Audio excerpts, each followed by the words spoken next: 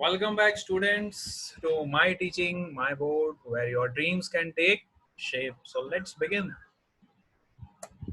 with my introduction. My name is Sarthak Baveja, and my qualification is MTech in Mechanical Engineering from NIT Jalandhar.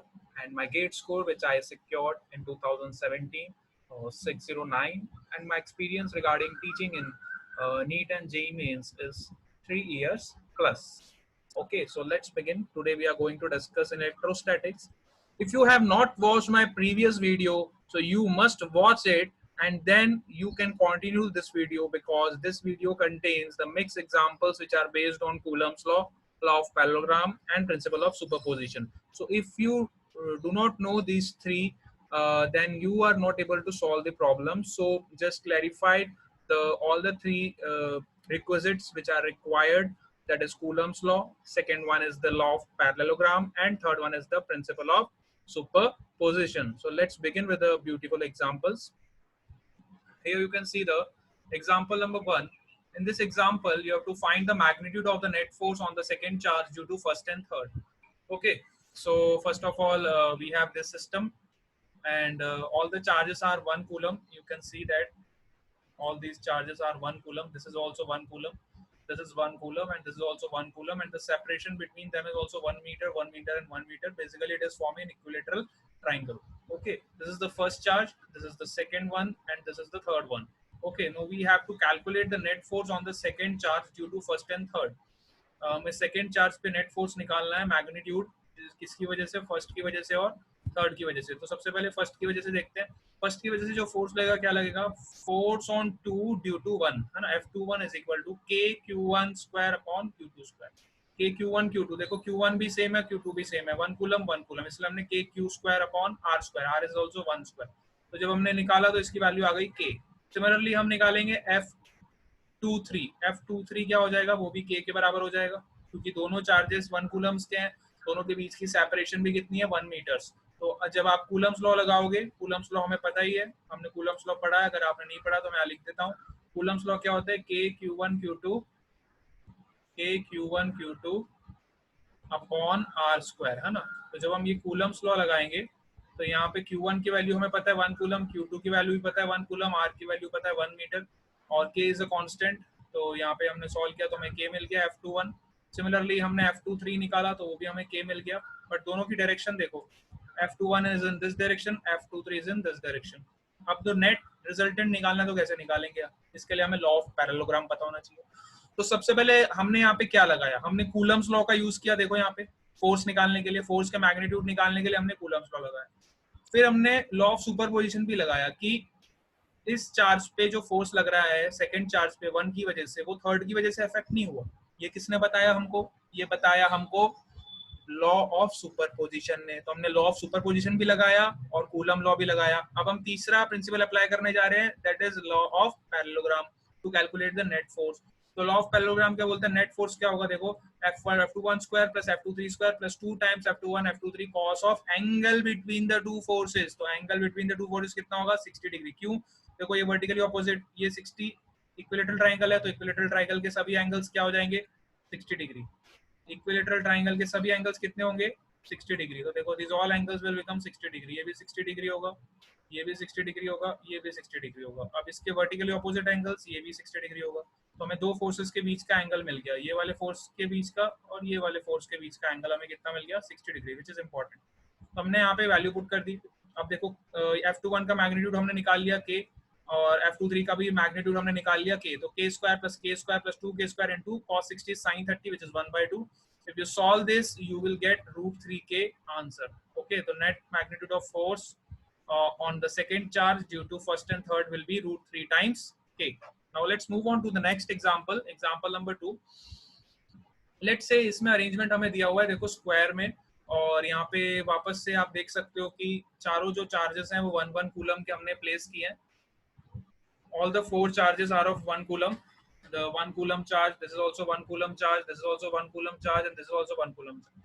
And the separation between the charges is also 1 meter, 1 meter, 1 meter, and 1 meter. Okay.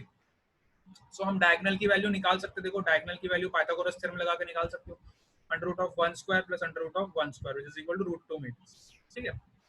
तो basic maths हमें आती है।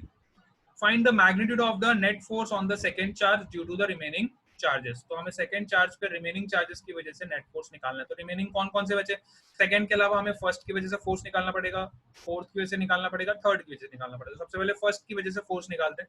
That is equal to k q1 q2, मतलब k into 1 coulomb into 1 coulomb, k q square upon r square, r is a 1 metre. Okay, तो यहाँ पे value आ गई F21 की k के बराबर।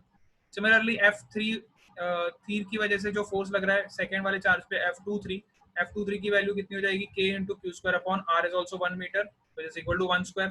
अब हम देखते हैं F4 चार्ज की वजह से कितना फोर्स होगा। देखो 4 चार्ज और सेकंड चार्ज के बीच का डिस्टेंस कितना होगा? ये डायगोनल का लेंथ हमने निकाल लिया, क्योंकि ये स्क्वायर है तो ये ट्राइंगल जो बन रहा है देखो ये 90 डिग्री एंगल होगा, और ये 90 डिग्री अगर एंगल है तो आप पाइथागोरस थ्योरम से यहाँ पे हाइपोटेनस की वैल्यू निकाल सकते हो, because this angle is 90 degree, so you can calculate this hypotenuse as √2 metre. ये हमें मिल जाएगा √2 मीटर। ओके, तो हमने F24 की वैल्यू भी निकाली। F24 की वैल्यू हमें कितनी मिल गई? देखो k into Q square upon √2 का स्क्वायर क्या हो जाएगा? 2, तो हमें k/2 मिल जाएगी। ठीक है, तो अब हम सबसे पहले ये दो फोर्सेस का रिजल्टेंट निकालेंगे F।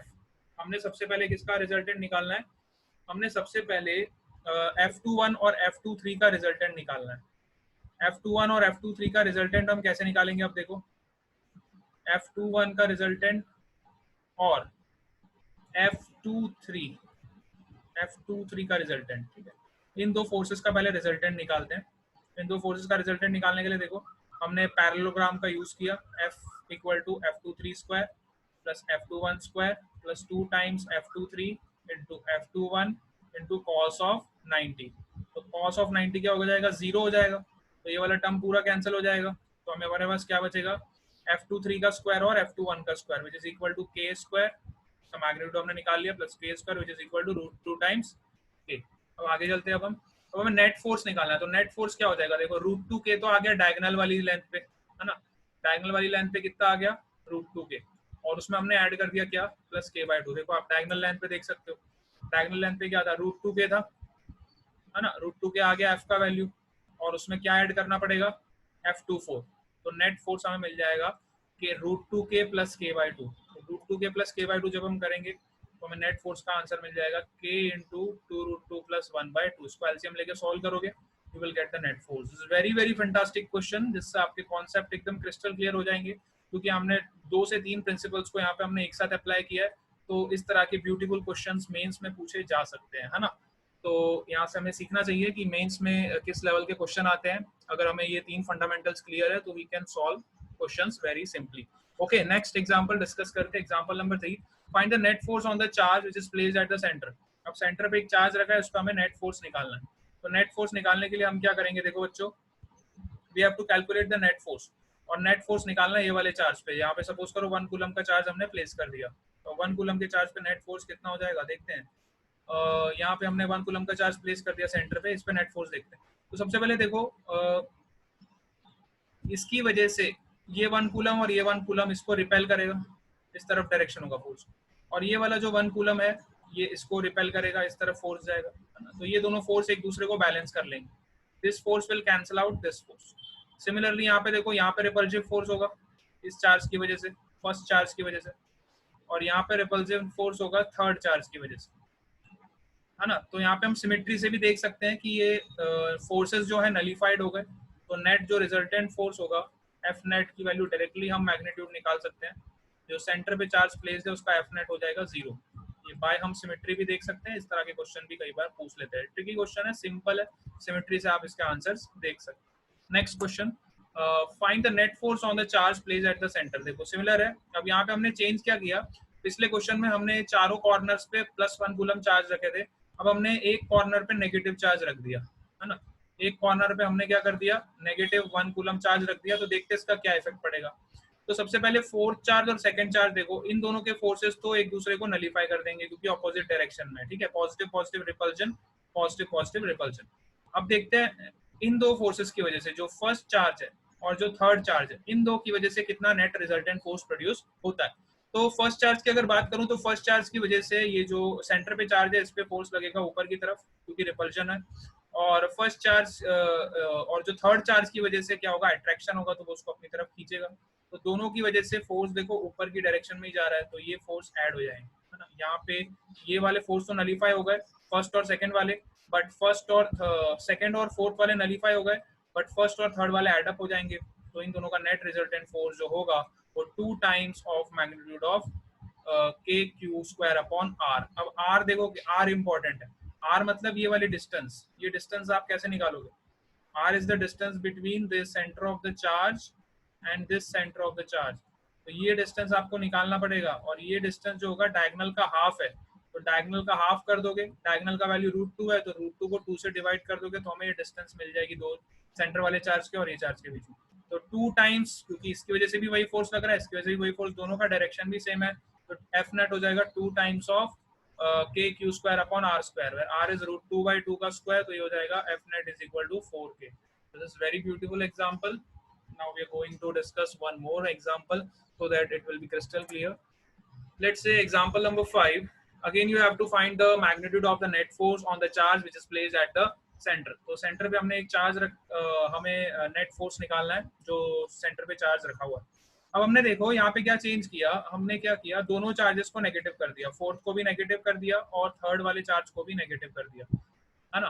तो पिछले केस में एक ही चार्ज नेगेटिव था, इस केस में दोनों नेगेटिव कर दिए, तो दोनों की वजह से देखो फोर्सेस का होंगे, इसकी वजह से भी नेट फोर्स ऊपर की डायरेक्शन में होगा और इस वाले के लिए भी नेट फोर्स ऊपर की डायरेक्शन में होगा, है ना। तो हमने ये वाले फोर्स की वैल्यू अभी अभी पिछले एग्जांपल में निकाली थी, कितनी आई थी? 4k, है ना। तो ये भी 4k है और ये वाले फोर्स की वैल्यू भी 4k है ना। तो 4k और 4k का रिजल्टेंट इधर जाएगा, तो लॉ ऑफ पैरेललोग्राम लगाओ, है ना। लॉ ऑफ पैरेललोग्राम क्या बोलता है? देखो F net is equal to f1 square plus f2 square plus 2 f1 f2 cos of theta. अब यहाँ पे थीटा 90 है तो वाला टर्म नेग्लेक्ट हो जाएगा, तो यहाँ पे देखो 4k का होल स्क्वायर प्लस 4k का होल स्क्वायर, यही बचेगा हमारे पास, तो नेट वैल्यू क्या आ जाएगी? 4√2k। This will be your answer. Okay, तो देखो इस तरह के एग्जांपल्स, इसमें प्योरली मैथमेटिक्स और लॉ ऑफ पैरेललोग्राम इंक्लूडेड है, इस तरह के एग्जांपल्स मेंस में पूछ लेता है। तो अगर आपको ये तीन चीजें अगर क्लियर है, कूलम्स लॉ का इक्वेशन बेसिक पता है, आपको प्रिंसिपल ऑफ सुपरपोजिशन पता है और law of parallelogram of vector addition पता है, तो आप इस कूलम्स लॉ के कितनी भी वैरायटीज के क्वेश्चन को सॉल्व कर सकते हैं। और आपको कोई भी क्वेरीज और डाउट्स है, you can comment on the comment box, and बने रहिए इस चैनल पे, आपको न्यू अपडेट्स और न्यू वीडियोस इस तरह के मिलते रहेंगे। Okay, bye bye, tata, meet you.